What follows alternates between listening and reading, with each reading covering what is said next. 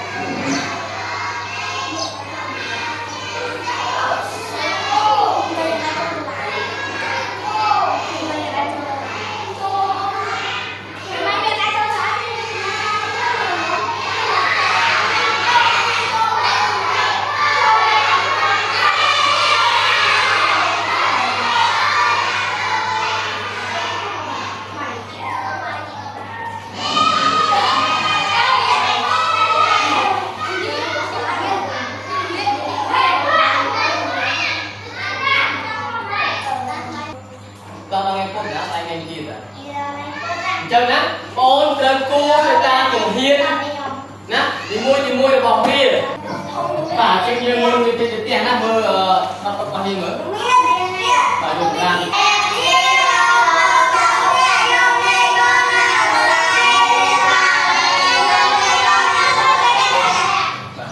chọn ăn trên tới và trên chó